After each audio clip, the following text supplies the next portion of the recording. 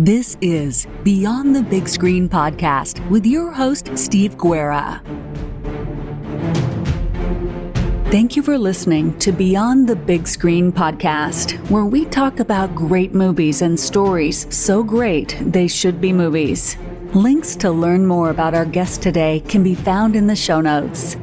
You can support Beyond the Big Screen on Patreon.com. By joining on Patreon, you help keep Beyond the Big Screen sustainable and get many great benefits. Go to patreon.com/Beyond the Big Screen to learn more and sign up. Find show notes, links to subscribe, and leave Apple Podcast reviews by going to our website, beyondthebigscreen.com. And now, let's go Beyond the Big Screen. Thanks for joining Mustache Chris and I once again on Beyond the Big Screen as we continue our three-part series getting ready for Halloween, which is coming shortly. We're going to be looking at some horror and Halloween movies. Today, we're going to take a chomp out of the 2011 vampire classic Fright Night. The 2011 version of Fright Night is a remake of the 1985 cult classic original. The 2011 version takes some of the satirical elements of the original, but with the pre-COVID 2000s twist. This movie has more going on than it appears at first glance. Yeah, I'm interested why you picked this movie, because you've mentioned to me you're not a really big fan of the horror genre, and I like my cards on the table. I used to be a pretty big horror kind of junkie myself. I still enjoy a lot of horror films. I'm not into it as much as I used to be. So I don't know, why did you pick this movie? I think this movie I saw it at probably pretty close to when it came out, and there was a couple of things that really grabbed me. I think it really grabbed that 2011 vibe where there was a recession going on. I don't know if it was a full-blown recession or not, but it was economic times weren't really great. And I remember being in that situation of the housing market was lousy and just the malaise kind of the early 20 teens. And I wonder if that'll become a historical thing, or maybe it'll be completely washed over by what happened 9-10 years later. But I also, the acting in this, for really just a throwaway movie in a lot of ways, I think it was acted superbly with Anton Yelchin and Colin Farrell, Imogen Poots and Toni Collette, just for a movie that's a borderline young adult, teenager-ish horror movie to be so superbly acted. It was just such a surprise. And it's a movie I come back to. I've probably watched it 5 or 6 times. Hey, let's watch Fright Night. And it's just a really fun movie to watch. Yeah, I would say, yeah, I remember when this came out, and this was like right in the middle of, I don't know if people remember the vampire craze. So like, this is when like Twilight was out, and there was that, that terrible show. What was it called? True Blood. I don't know. A lot of people liked it. And I think there was another TV show, and there was like a bunch of other movies, and it was, I don't know, like the vampires weren't very menacing, and they were like, I mean, in Twilight, don't they like glitter or something when they go into sunlight or something? Yeah. Like just not scary at all. And I mean, I think they saw an opportunity to kind of cash in. It's like, although everyone's like watching vampires, but they did try to make the vampires menacing again, which is something that I believe was missing at the time. Yeah, I think that's what it really gets down to, is that it hits these major themes that I think that this movie on the first base of it has no real business hitting the isolation of modernity, faith and belief, cynicism. There's just so many things that it hits. And I think that what it's surprising is that it just comes out of nowhere, that it takes the horror genre seriously. And it is a real social commentary. I think maybe people will think I'm a lunatic for for thinking this, but I think that of so many movies that have come out, and especially in that vampire era, like you talked about, to get a movie that takes horror seriously and then goes deeper into social issues, I think that it just knocks it out of the park. Yeah, there's a lot of stuff going on here, a lot of themes. Like, I mean, you can enjoy the film just for what it is, but if you want to just scratch a little bit underneath the surface, it's much more enjoyable in my opinion. It's this weird thing in North America where people just move great distances and everyone's kind of rootless. So there's like economic reasons, there's various reasons why people move, but I mean, nowadays it's expected that you are going to change your job every 5 years. And usually if you have to change your job, you have to change where you're living. And I mean, really, like for a lot of people, why even bother really to get to know your neighbors or set up,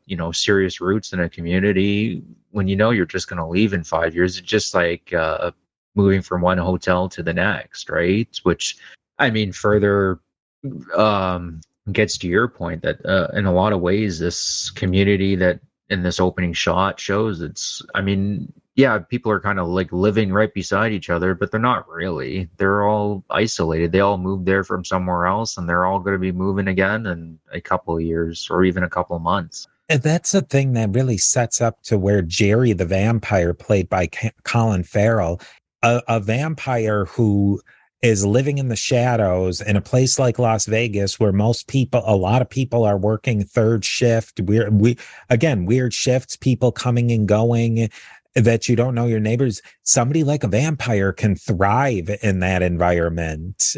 So you move into they've set up perfectly the fantastical element of the movie. Yeah. Yeah, for sure. And I mean, and because you're not really talking to your neighbors and you're just, this is, I don't know, he goes to work and I go to work and his hours are kind of different, I guess. You don't really get to know this person. So he can blend right in with regular people and no one's really going to notice because no one's really talking to each other, right? I thought one of the things, now that we're talking about Jerry the Vampire, is this movie, what I really liked, and tying back to how you said the vampire craze, it honors vampires in this movie in a way that let's be honest, in that late 20s and into the 2010s, that shows or movies like Twilight and the books Twilight, they didn't honor the vampire genre. This really did. It followed the rules to a T. Yeah, that's what I really enjoyed about the movie. And in terms of you can't go into the sunlight and stake through the heart and superhuman strength. I know I think it was in the Twilight movies they kept that part, but yeah, and he also made vampires, what they are, right? Predators, menacing, soulless monsters, which a lot of those shows that we had mentioned earlier, they just didn't do that at all. It's like either, I don't know, they were like sexy or cool, or they were like, I don't know, like teenage heartthrobs. Like, it's just, that's not what a vampire is at all. I mean, there's nothing wrong with that, but I don't understand, like, do something else then. I don't understand why you're using vampires as like a literary device, or I guess in this film, like a film device. It just, I don't know, it always rubbed me the wrong way. There was one movie that came out around that time that did something different with the vampire genre that I thought was kind of cool. I mean, it's a little tangent, but like maybe one day we'll do that film is 30 Days of Night, where they're like in Alaska and they come out when it's all dark or what have you, and it's like they just roam free for those 30 days because there's no sunlight. I thought that was and then they did something slightly different with the vampire character. Steve here. We are a member of the Parthenon Podcast Network, featuring great shows like Scott Rank's History Unplugged podcast and other great podcasts. Go to parthenonpodcast.com to learn more. And here is a quick word from our sponsors.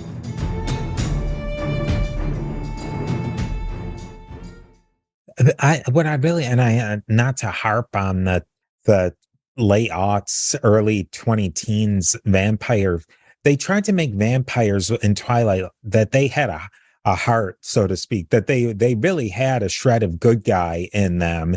And when a vampire in the trope, and I'm sure at some point if we We're talking about doing a series on vampires and the history of vampires.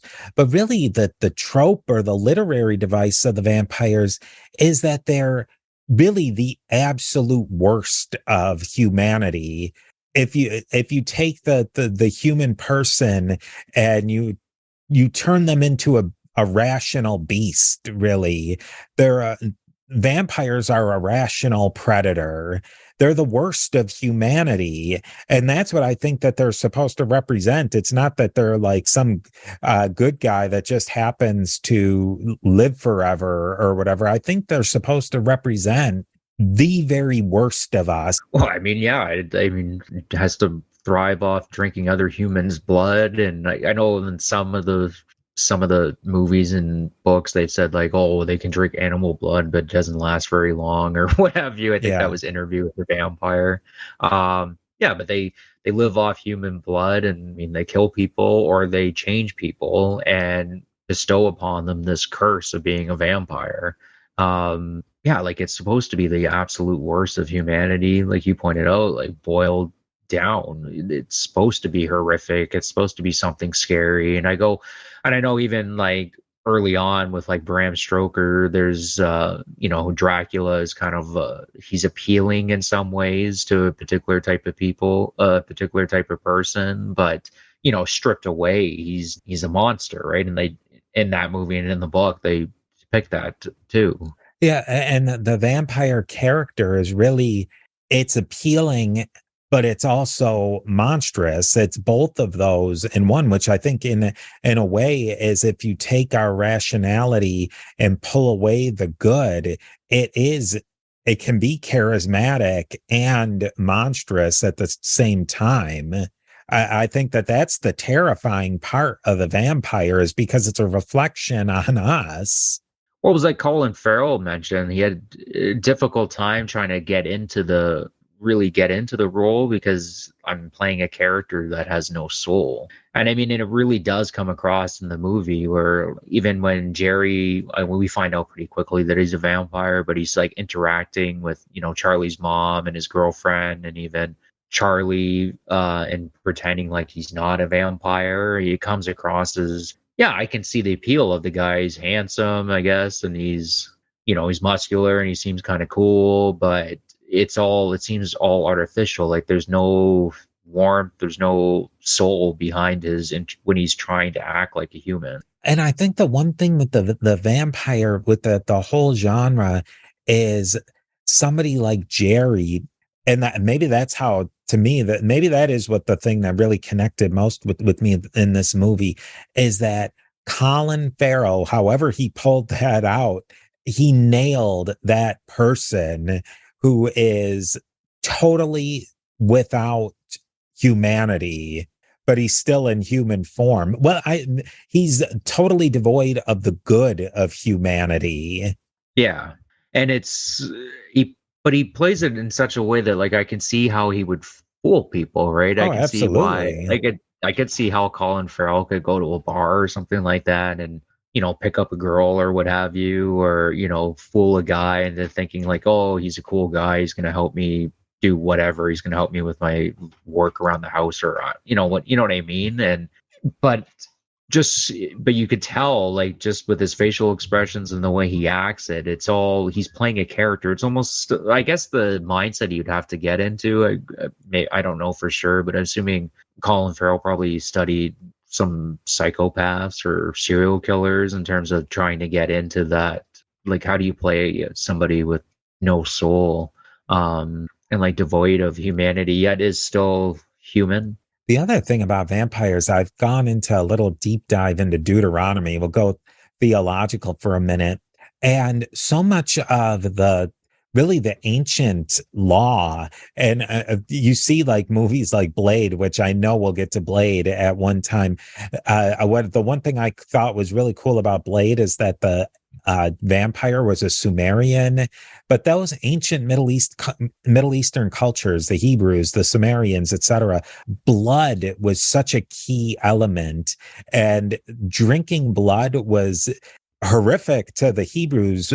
But in others of those cultures, blood was what you sacrificed to the gods, because blood is really life. And to think that these vampires, they're living purely off of the life of others. They're literally sucking the life out of them. And that was another thing that this movie really, I think, captured perfectly.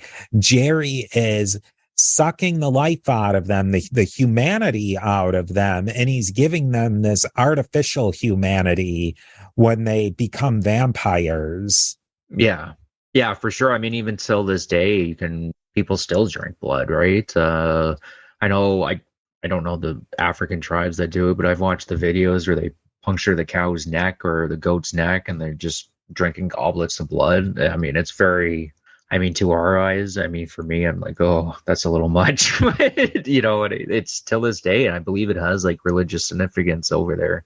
Now, another aspect of the movie that I think the movie really taps into is the idea of faith and belief, more than just religious faith, because they do touch on that tangentially, but just belief in general of what do we believe, what do we see with our very own eyes, and how does our senses fail us or not give us the information we want. Because even Charlie, he sees what is happening, that clearly there's something seriously wrong with Jerry.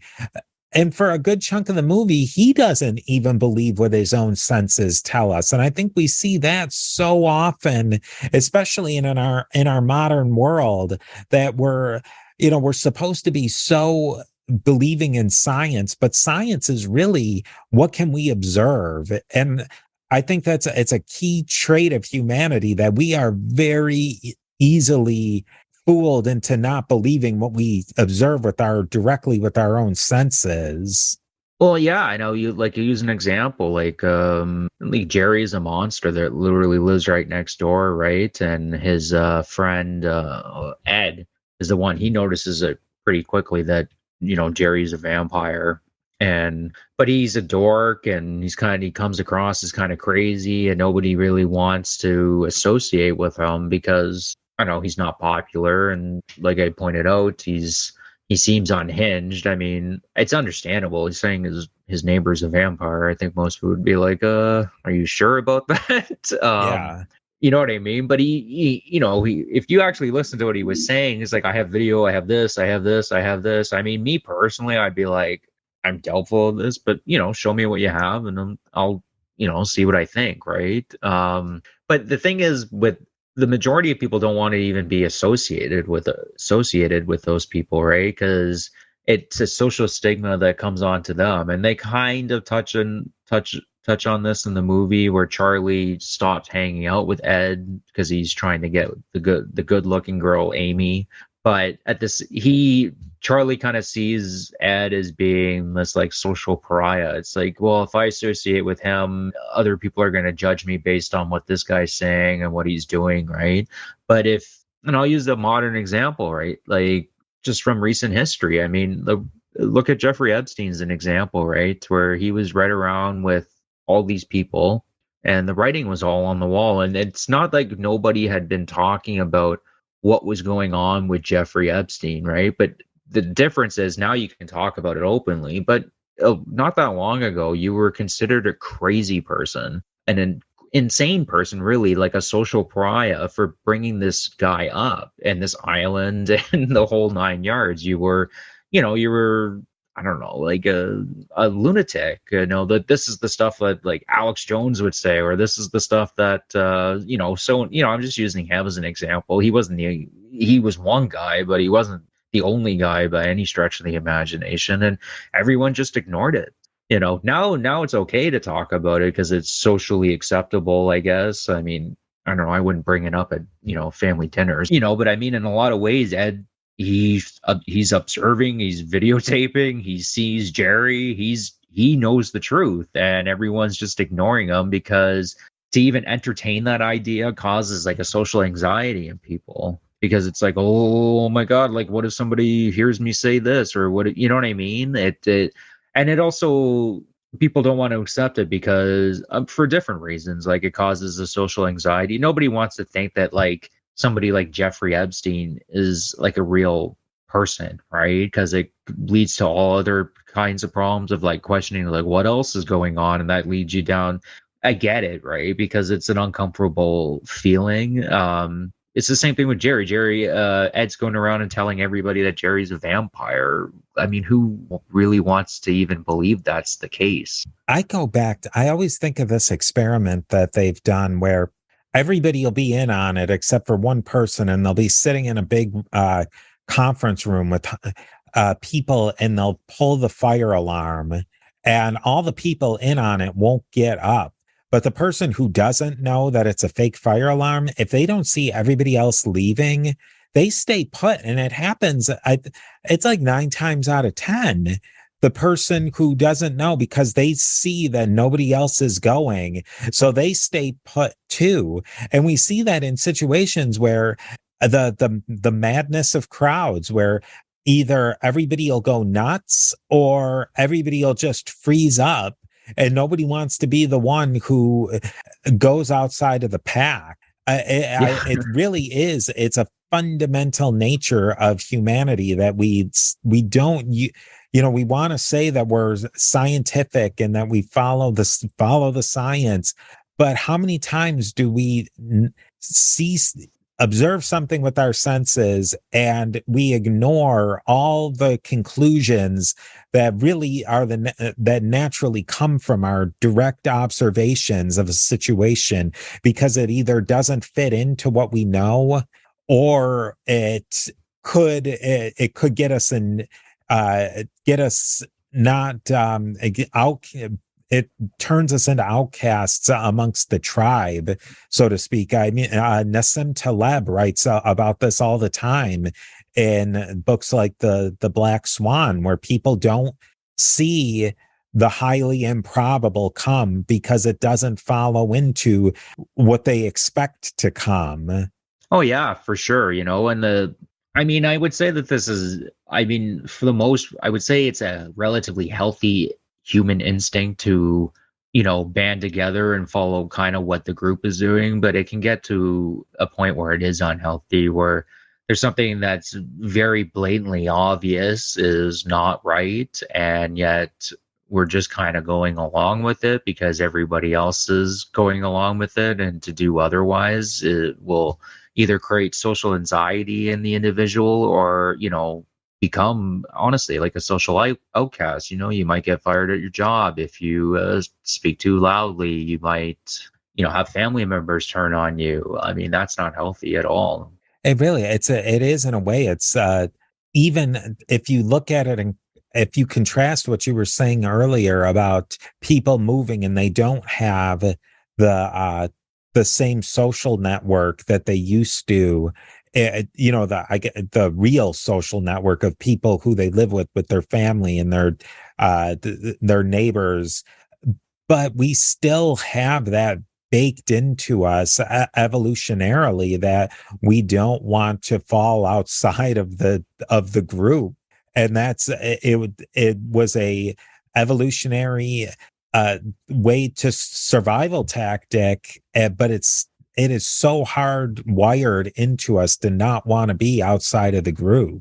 I would argue that it's even worse now because of the isolation, because you don't have a larger group to confide in terms of, observations that you've made or beliefs that you have or different ideas that you can trust. Now I would say, because of the social isolation a lot of people are feeling, it's even more powerful to try to fit in even more. I know that seems kind of oxymoronic, but it not really, because if you start, going off the handle and saying stuff like Ed, or doing, talk about any particular issue. I mean, it seems like any issue you talk about, you end up getting in trouble nowadays, but you're going to feel even more pressure to fit in because you don't really have anybody that you can trust. I mean, honestly, trust to express maybe different views to. Another really important scene, so that they really they obey the rules of the vampire, and I think they really tapped into this whole idea of faith, is Charlie pulls out a cross and he holds it up to Jerry, and Jerry like goes back like it's affected him, but then he just runs up and Charlie and he grabs the cross and he starts it on fire and he says, "Do you believe?" And he says it only works if you believe. And so you have the religious message to it, but people are using things, using tools almost of things that they believe in, but they really don't believe in it. And I think that's another thing that the movie tapped in at, is that people just don't fundamentally believe in anything. And it leads into another theme that I saw in this movie of just cynicism that goes through our whole culture, that, you know, our fundamental traditions we don't believe in. We don't believe in ourselves. We don't believe in our senses. And it's not cool to believe in any of these things anymore. It's cool to not believe in anything. That's exactly it, right? It's cool to be nihilistic, right? As would be the word for it, right? To have any, like, why would you believe in anything? It's I mean, I'll use like a political example or what have you. It's like the people who are like, well, I'm not left wing and I'm not right wing and I'm not that, like, I'm a centrist and I don't, like, what does that even mean, right? Like, to me, it just, what it's saying to me is you don't really believe in anything. You know what I mean? Like, that's what it's saying to me. You don't have any beliefs. But that's a cool thing. Like, I mean, if you talk to regular people or just scroll through your social media, that seems to be like the general case. It's like, well, you know, like, it's cool to be cynical about everything. It's cool to be not believe in anything. It's cool to it's cool to, I don't know, not be passionate about anything, it's so bizarre to me. Yeah, it's this whole idea of, you know, I hate the left, I hate the right, so I'm just gonna pick and choose to be in the middle. It's saying that you've really not given these ideas a thought, because maybe the left really is right, and if the right is really wrong, or vice versa. Then you've just picked the middle ground and you're not right you're not correct in any of your thinking. It's not a thought out argument. It's just saying, I'm going to be in the middle. That doesn't necessarily mean you're right. You're correct. It probably doesn't mean you're right in a lot of ways. No, it doesn't. And even with particular stuff like belief and passion, it doesn't even necessarily have to be, I mean, the left could be right in one way and the right could be right in one way, and you just go like, oh, well, I'm in the center. To me, it just shows that you haven't really thought about the issue, because you would probably lean in one direction or the other. You know, it's I mean, I guess we're going on politics now, but I mean, centrism is just, it's a lack of belief about anything, really. It probably gets back to a nihilism in a way of, I don't like to listen to the arguments and I don't want to listen to the debate. So I'm just going to really check out and I'm going to be the middle of the road without really evaluating any of the information at hand. And I've talked about this before on different shows we have. There's like core beliefs that you can't be in the center about, right? I mean, we're not going to use examples, but maybe down the road, if we do like something like political movies or what have you, we can maybe use some examples. But there's like core beliefs that you can't be in center of the road. Like when Jerry brings up, like, you have to believe. You can't, like, well, I'm a centrist when it comes to believing in Christ. It's either you do or you don't. There's no center route, right? And obviously Charlie, I don't know, maybe later in life he does, but at that point he doesn't. So the cross is meaningless because he doesn't, his belief doesn't bestow it any power. That's kind of how I interpreted the scene. Like if you had like a saint or, you know, maybe like somebody like Martin Luther, right? You might disagree with him or not, but I'm sure if he held the cross, you know what I mean? Like it would have some effect on Jerry. Because he's bestowing he actually believes in this symbol and he's bestowing it with some power, right? And I guess in the way that they're doing it in this universe, I know in some vampire movies, it's just like the cross shows up and it's like, oh, I can't do anything with it.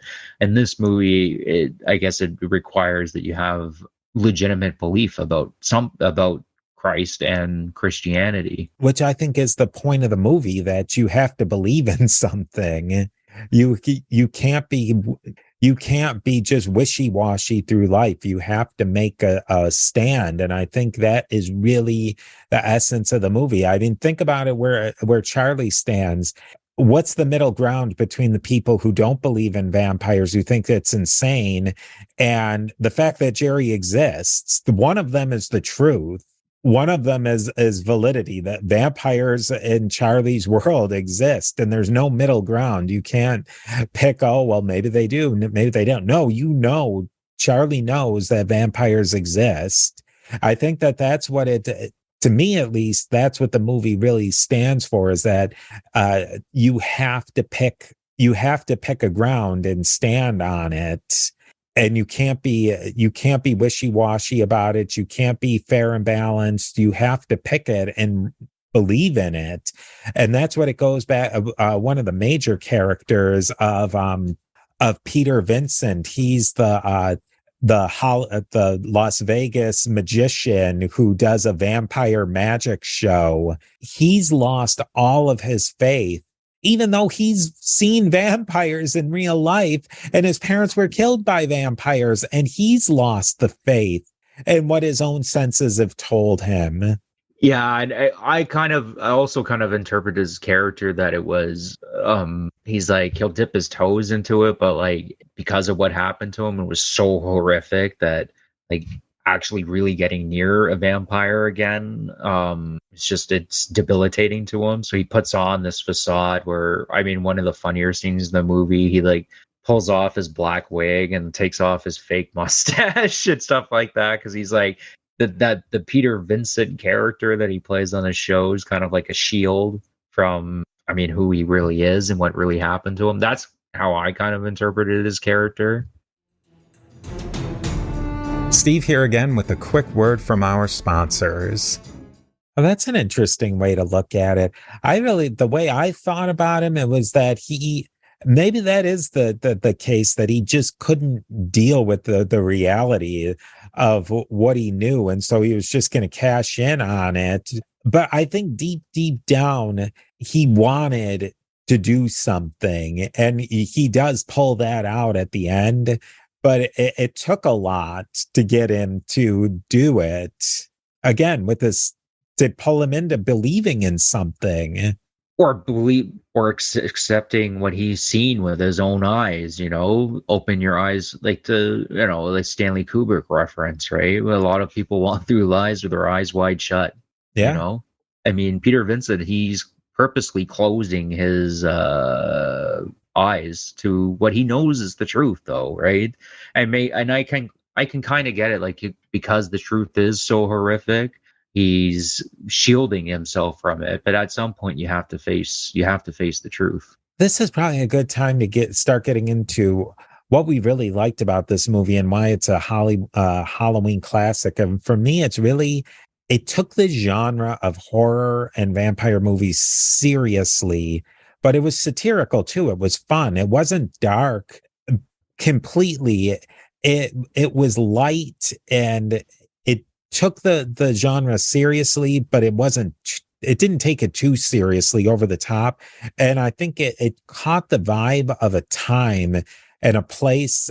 It was also a movie that really, not the whole family, but a good chunk of the family, your teens and into adults, could really sit down and enjoy this movie and get something out of it. And I think that's really why it turned into a Halloween classic, for me at least. Yeah, I would agree with that. It's a fun thrill ride. It reminds me, we were talking about it earlier, Steven Spielberg had a little bit to do with this film. It has a very kind of Steven Spielberg kind of fun Raiders of the Lost Ark kind of feel to it, but within the horror genre. And I would say like a young teenager who's kind of like, I don't know, maybe they like horror, they kind of like gothic-y dark stuff. I mean, you can show them this movie, it'd be fine.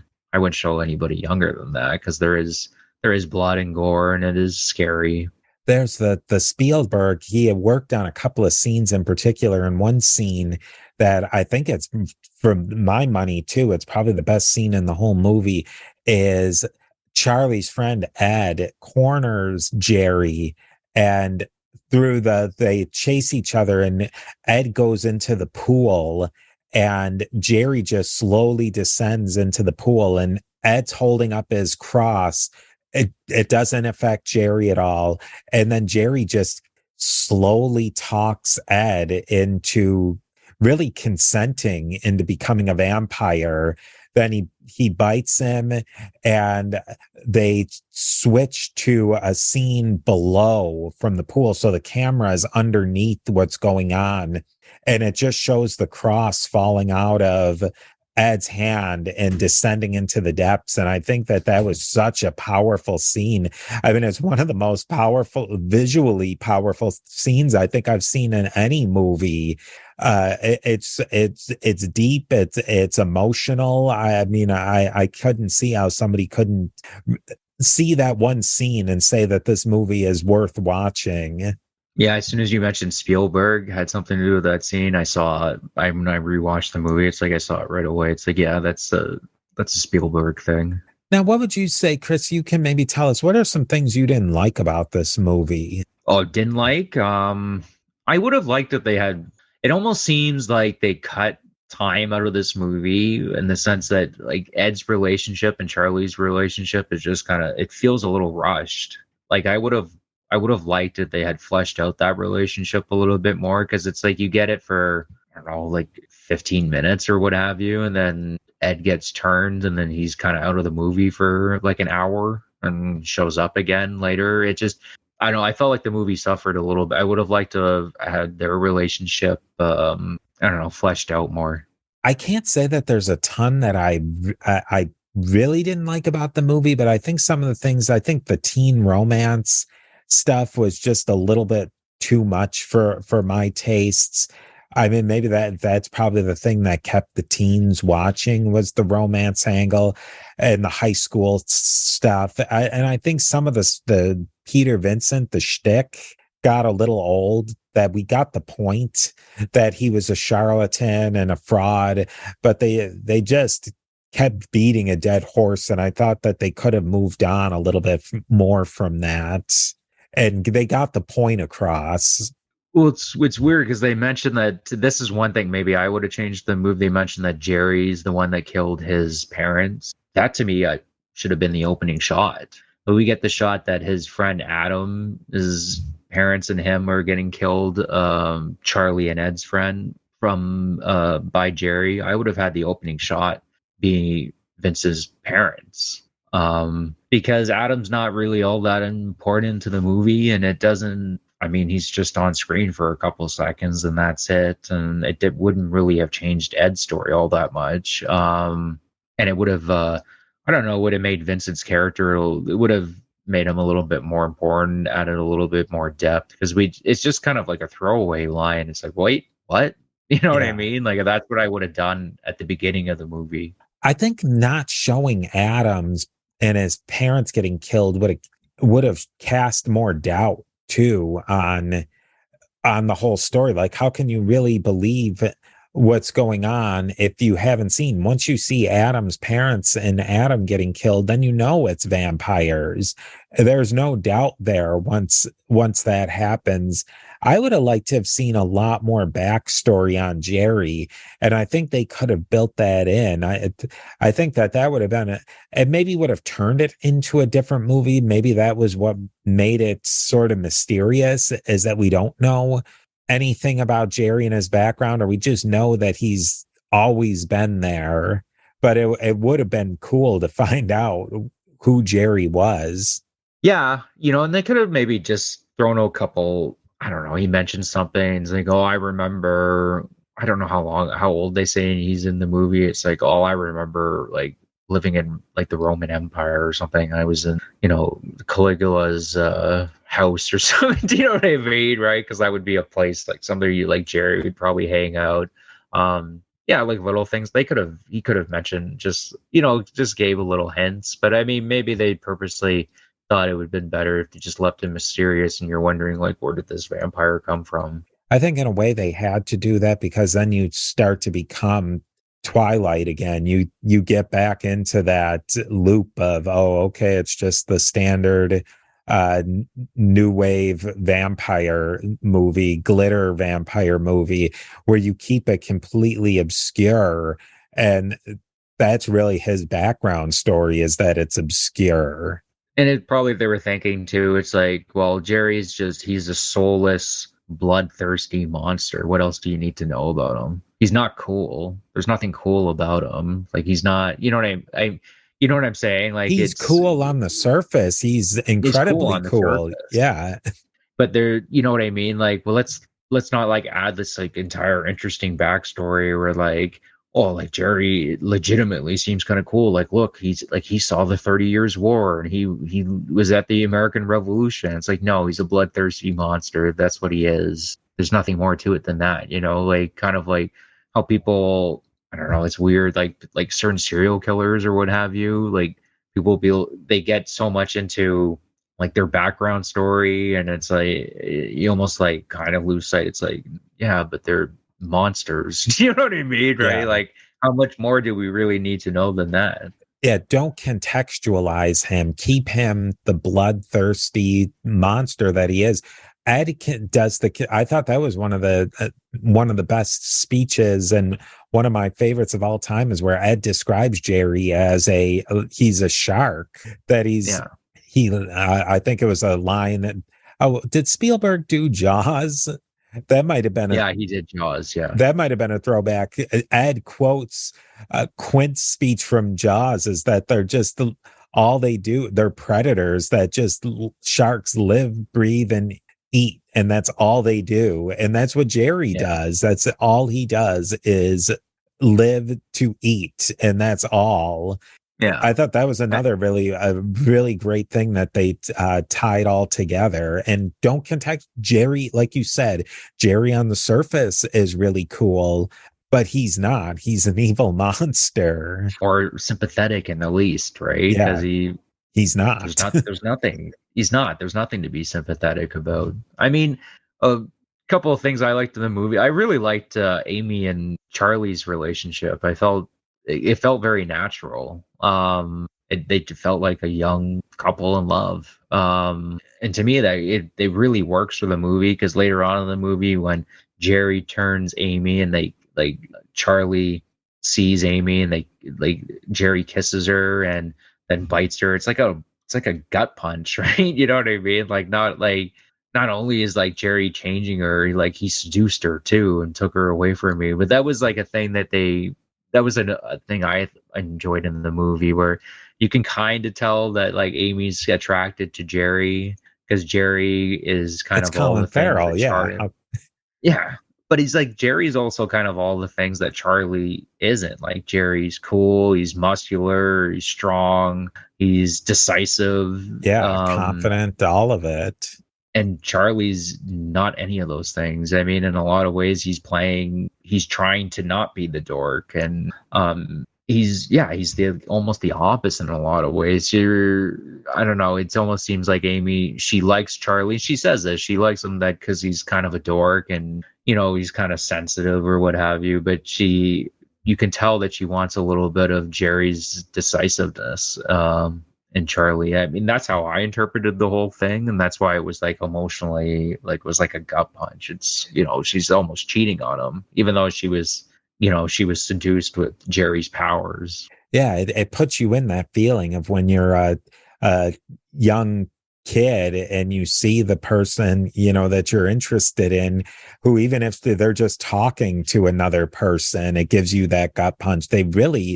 That was another thing that they really got across. Just a fantastic movie. So I think, that's really my appeal to people to go and watch this. Is it will definitely be another movie that rounds out, if you're the type of person who you start getting into October and wants to watch horror movies. I think that this is a quirky, fun one to round out kind of your more serious horror, you might say.